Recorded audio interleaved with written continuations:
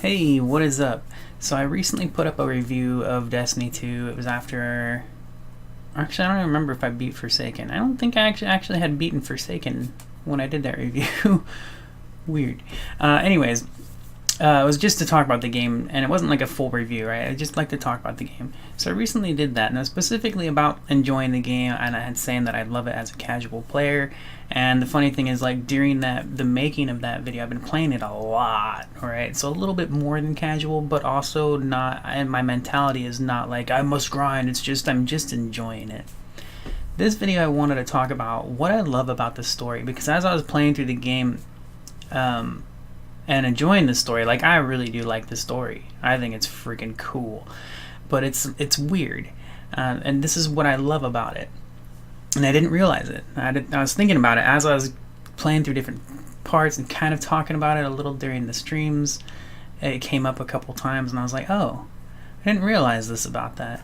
So what I love about Destiny 2's story is that it's brief and to the point for the most part. The cinematics are not overly long.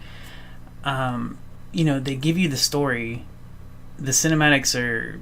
I don't even know how long they are time-wise, right? They're really good. They're super cool. And then you play the game. And most of the story is actually done through audio dialogue while you're in the world playing the game. So it's a little weird.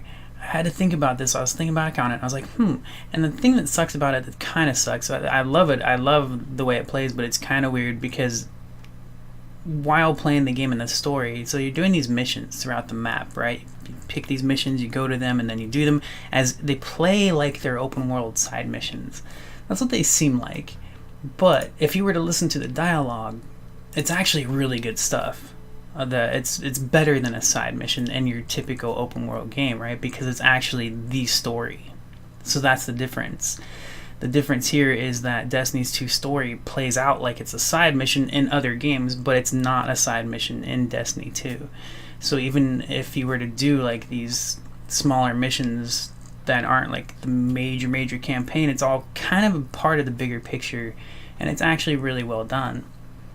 So I like that. So they have the important cinematics done, and they're very cool. But then, like, all the little missions that you do within the game, within the world, where there aren't, you do talk to NPCs, you do go to hubs and little small spots to talk to an NPC, but it's kind of passive, which is where the weird comes in. Because, for example, if you go to an NPC and you talk to them, while they're giving you the dialogue, if you stop and listen, they're giving you the story, the real story. It's not like some side mission, like here's some little bits of dialogue crap. It's actually the real story. And that's what's different about it. But also on top of that, while they're giving you that voice dialogue, there's a summary in text. Like, kind of like if you were to play an MMO and you go click on an NPC and it opens up the text, and they also give you like a little tiny line of dialogue saying hello there or whatever. The difference here is the dialogue that they give you when you click on them is actually real story dialogue, and that's where the weird comes in, because when you're used to playing other games and you go play this, that could probably throw a lot of people off. It threw me off too. I didn't even realize it for a while. I remember thinking too, like when I was listening to them, I was like, man, they sure have a lot to say. So on top of the audio dialogue, like I said, when you talk to them, you approach an NPC. They give you the real story. They're not just giving you like a hello there, greetings. They're not giving you a normal hello. They actually address the mission that you just completed or you're about to start. They talk to you. So if you listen, that's where the story is, and that can throw a lot of people off. I think I actually really like it. I like that because that's one of my biggest complaints about a lot of RPG games or any game. Like, I love a good story. Right? I love a good story, but I hate boring, like, filler dialogue. I can't stand it. I think that's because I'm just done with it, right? Like, when I was younger and I first started getting into RPG games, I loved all the filler banter dialogue and stuff, but now I don't. I like to get to the point and play the game, and that's exactly what Destiny does. When you talk to these NPCs, they give you the story, and then they even summarize it on the text, and that's the thing about it. Like, if you, it's it's really easy to accidentally skip, especially if you don't realize that. If you're not paying attention, and you're so used to playing these games where you talk to an NPC, you skip like whatever boring crap that they're saying, and then you just accept quest, right? But that's why it's different here. So there's the option though. When you go to talk to an NPC, they're giving you that dialogue. You can click skip, and then this is the thing that sucks about it though, because when you go to turn in a quest, for example, if you're returning a mission and it has that summary of the quest there, if you skip it, it's something I've noticed. I could be wrong, but I think I'm right about this. If you click accept or whatever, you collect your reward, you read the dialogue that's there. It's a summary. It's all you need to know, really. But you will skip the audio dialogue that they're saying, because they actually have a little bit of dialogue. It depends on the mission. It depends on the story part that you're on. Sometimes they have a short something. Actually, oftentimes they have like something short to say, but sometimes in the important parts of the story, they will actually say a lot of stuff. And it's pretty cool, and it's related to the story, and that's why I like it. But you can actually skip that if you like skip the text dialogue. They'll move to the next part. I think. I mean, I've noticed that a couple times, so I could be off.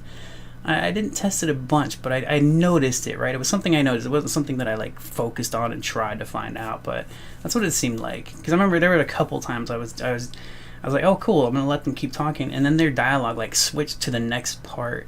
So I think it depends on. But there's probably different factors that go into that. But I had noticed that a couple of times. I was like, oh crap, I should not have skipped that part, you know? Because I do like listening to the dialogue when they're talking about the story, because it is pretty cool. And that's the thing. It reminded me a little bit of Kingdoms of Amalur. And if you've ever seen my review on that one, my favorite thing about that game was like, you know, the NPCs are straight to the point, and then there's an option, dialogue options, kind of like Mass Effect and, you know, Dragon Age. Your RPG games that have those dialogue options. The main story is always straight to the point. It's good, it's interesting, and then if you want to know more, you can ask them about more stuff, you know, as extra lore kind of a thing, but you don't have to. And that's what I liked about it. Most games, they just force that filler dialogue they force it onto you, like The Witcher, for example. I can't stand watching 10 to 20 minutes cinematics, even if they're decent, and most of the time they're not.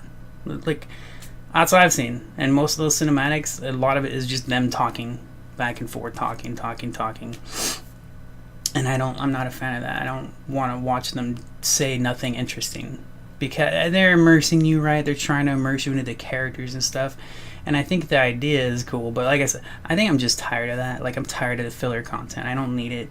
And also, I think if you write a good story, you don't need filler to, you know, you can still get those extra characteristics from those characters if you direct it properly. I don't know all the right words, right? But I know a good story can be done without having to do filler, boring dialogue and stuff like that. So, anyways, I wasn't planning to rant on all that, but that's what I love about Destiny 2's story. So this wasn't actually like a review of the story itself. I could not give you all the details. I'm an in the moment kind of a person now. My memory sucks, so pretty much I enjoy it in the moment, and then I forget about it a moment later. Unless like it's really, really good or something. Usually it's, I don't know, whatever. There were some excellent moments, and that's what I love too. Is I was interested in the story every time, and specifically Curse of Osiris, because I really like that pharaoh kind of Egyptian style kind of stuff, and that's what Curse of Osiris reminded me of.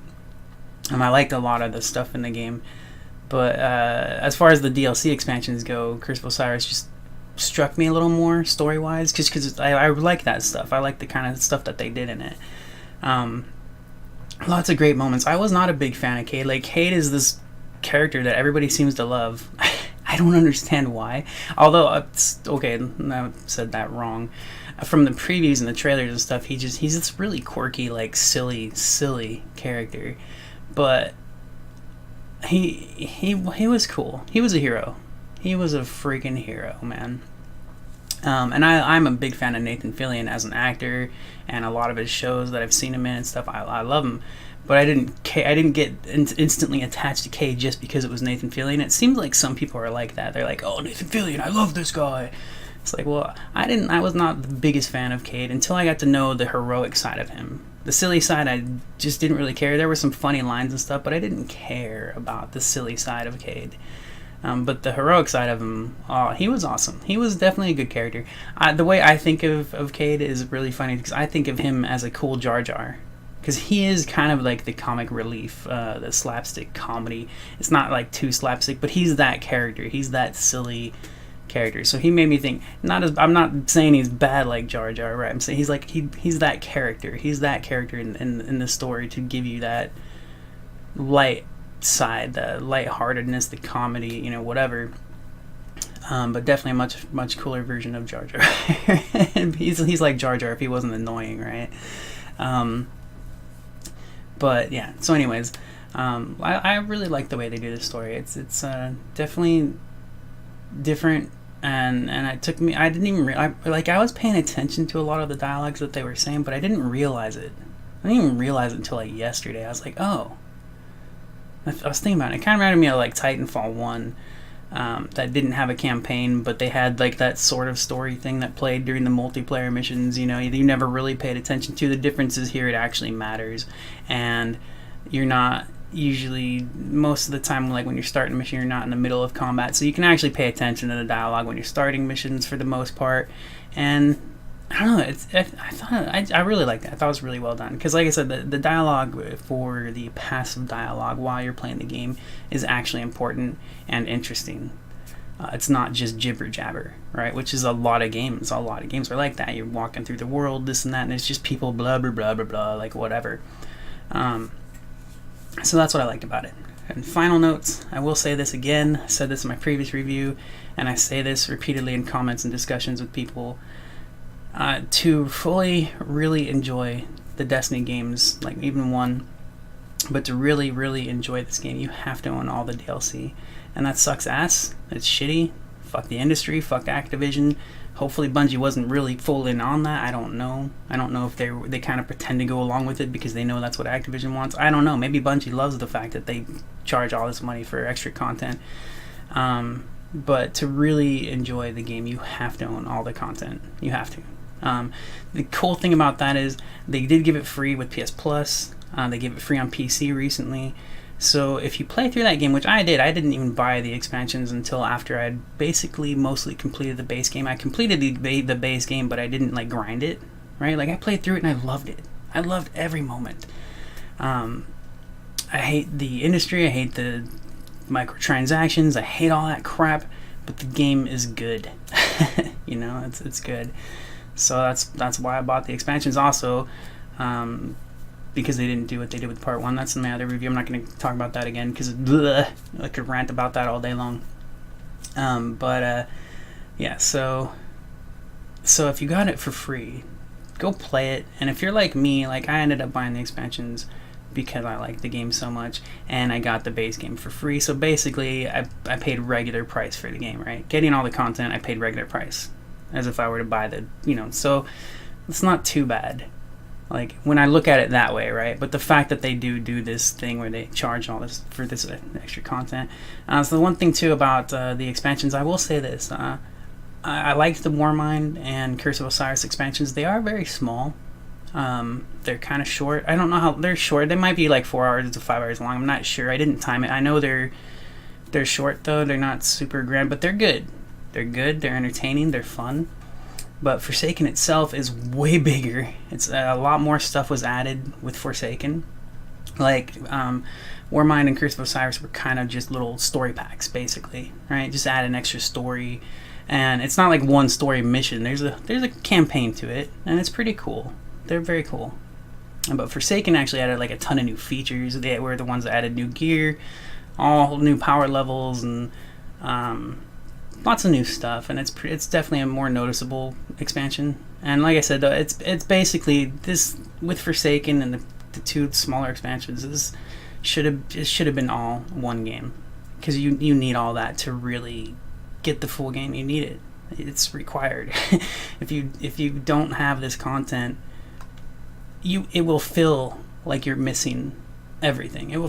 That's, and I've talked about that before. It will feel like you're missing out on there's just things that are missing it, and that sucks. It's a shitty feeling. It's a really shitty feeling.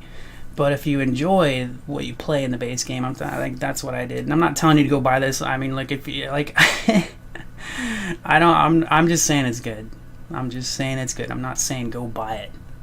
I'm just saying if you were interested in, just think of it. If you did pick it up for free, you would basically be getting the full game at the regular price if you got the base version for free. So there's at least that, right? but it does suck, and I understand if you want to boycott or that kind of thing. So but anyways, this went on way too long. I didn't realize I'd ramble for so long. I just wanted to talk about that, and what I loved about how they do the story in Destiny 2. Like I said, the cinematics are there. There are some really good cinematics, but for that's one thing. Ooh, I forgot to say that. Damn. There's one thing I kind of wish there was a little more involvement with the story. A little more, not a whole lot more, but a little more, because it's good. It's really good. Like I said, the dialogue and everything, the side missions that are not side missions, they're actual part of just the big picture. It's good stuff. So a little bit more involvement in this, just a little, because I really do like how the cinematics are really like the biggest focus of the story, and then everything else is just kind of passive dialogue. It's not passive if you listen to it, because it's really good, but it plays like it's passive. It plays. That's what makes it odd. But I like that. I thought that was pretty cool. Anyways, so I've repeated myself plenty of times. Enough is enough. Thank you very much for watching. I hope you have a great day, and I'll talk to you later. Bye bye.